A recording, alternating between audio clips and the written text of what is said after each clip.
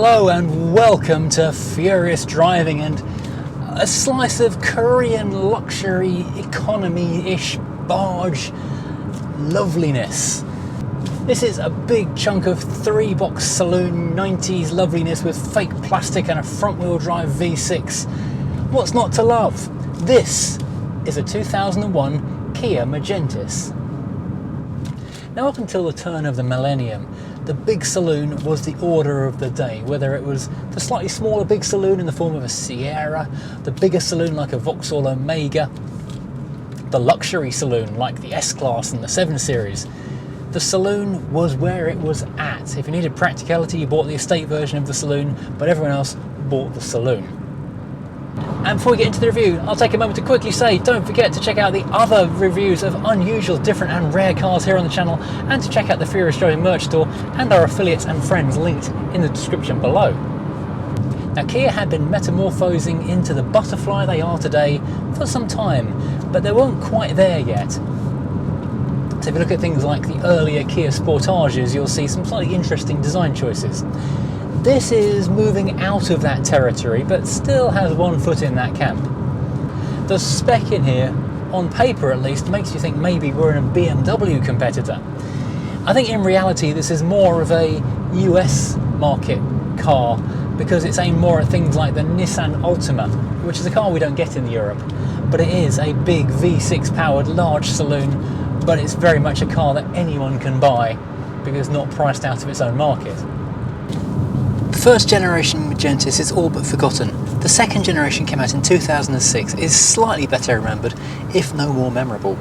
It replaced the Kia Clarus, a car so forgettable it doesn't even have a Wikipedia page, and it was built on the proven mechanicals of the Hyundai Sonata platform.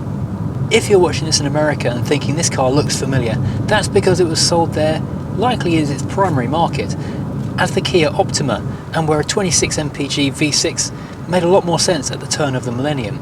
It was also called the Kia Lotz in a bunch of other markets. That's Lotz spelled L-O-T-Z-E. This was, though, Britain's cheapest V6 powered car, 13,000 in base spec model, or 15,995 for the SE with its apparently Porsche developed sequential auto box and electric aerial. That's something like 24,000 for the base spec in today's money. And 2.5 litre V6 barge with decent leather and sort of wood for the price of an entry-level Focus or Astra is not to be sniffed at, if the badge doesn't bother you. And at the time, a similar sized Mondeo V6 would have set you back at least £18,000. The 2 litre 4-cylinder could have been parked on the drive of your suburban semi for under 10 grand, 9,835, so it really was bargain luxury. The thing is, V6 everyday saloons only really fly with a small section of the UK and even Europe's buying public because, well, the economy isn't that special and fuel prices over here aren't that great either. On a good day, the listing says this will get 25 mpg. The people at the Kia press garage sniggered when I said that, so I'm guessing it probably doesn't do quite that well. In terms of performance, 0 to 60 on this thing is about 8.5 seconds and top speed is 130. Let's let us drift down to 40 miles an hour and see what the kickdown's like.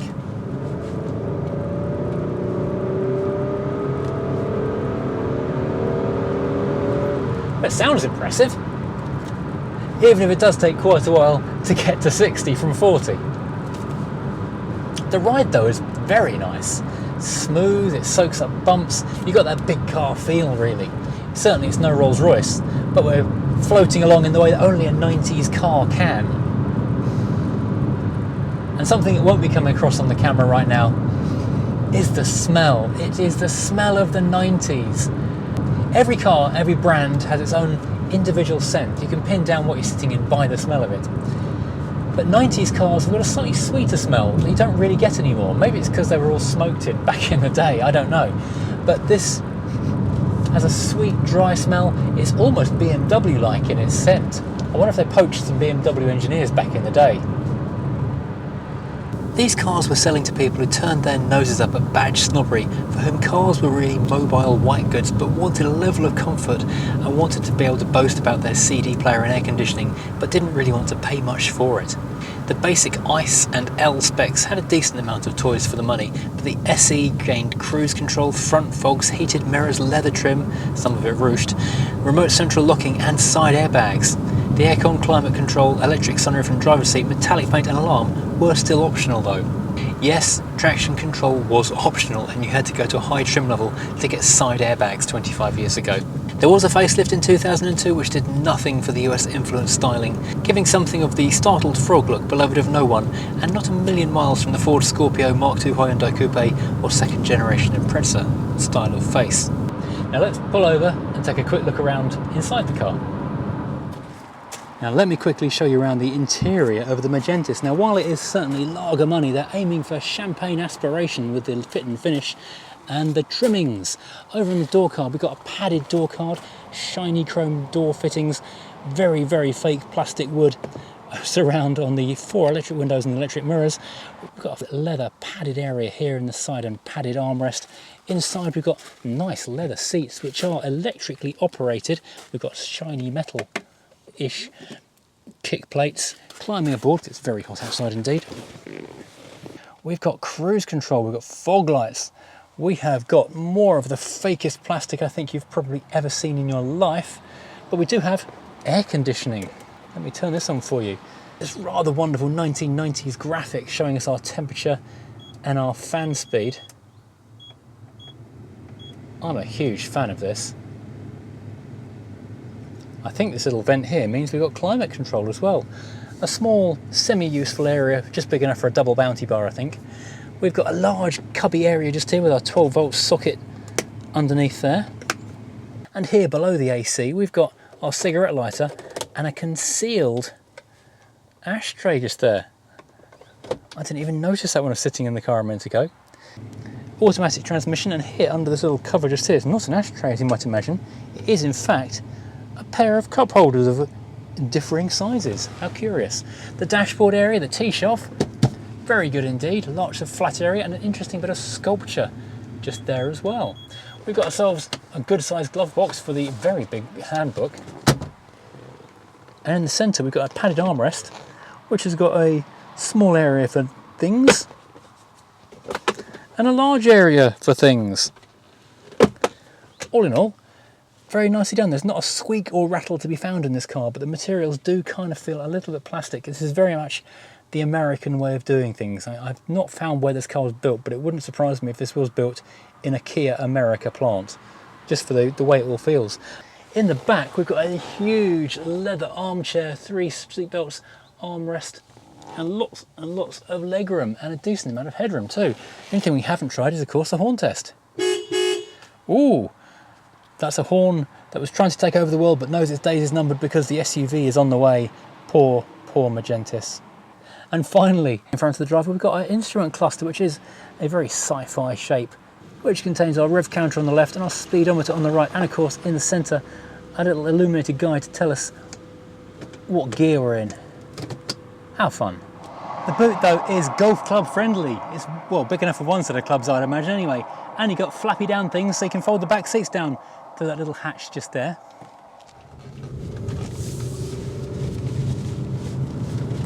According to Car Magazine in 2001, the target buyer was a retiring middle manager, giving up the company car keys and wanting something big and comfy, a bit like the Austin Allegro Vanden Plas of the 1970s, but with a more modern and more Americanized styling. This car comes from Kia's embryonic years. They were breaking out of their gawky and awkward early days, but still desperately uncool, but this was a stepping stone to the 7-year warranted and great looking and driving models we have today. But as much as this car looks like a Temu 2001 Cadillac DeVille, I got to drive this at a Kia driving event set up for journalists to sample their current range. But this, the most recent addition to their heritage fleet, was the car everyone was drooling over and was driven more than anything else on that day. Does that mean Kia should start making these again? Or perhaps just that car journos are all a bit weird when it comes to rubbish nostalgic motors? Now, under the bonnet of this particular car, we've got the 2.5 litre 168 horsepower V6, which is, in many people's eyes, the one to have. It's certainly the engine that makes the right noises and impresses the neighbours when you're setting off to work in the morning. However, there was a 135 horsepower 2 litre inline 4, which is probably the better, more sensible option if you were actually looking for one of these things, because, well, it's only 30 horsepower less, but significantly less juicy on the petrol. In either case, reliability was really not a problem, because back in the day these things didn't really brake very much. This is where Kia really kind of got their toe in. They started getting their feet under the table by building cars that were maybe not for the style conscious at this point, but certainly people who didn't want any trouble.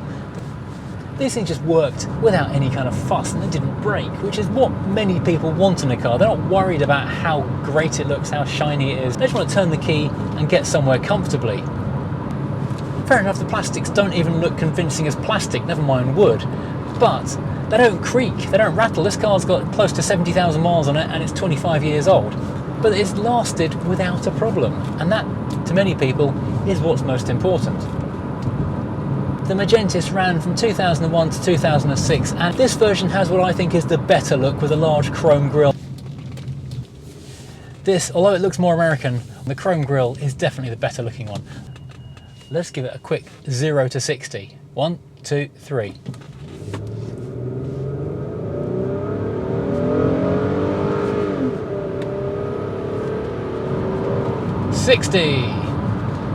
On the T of the word 60. And that's what people like about a V6. When you do nail it, it does go, and it does sound really nice as well. And even though it's got a lazy automatic, which does shift very smoothly, it manages to hang on to the gears long enough to give you that brisk acceleration.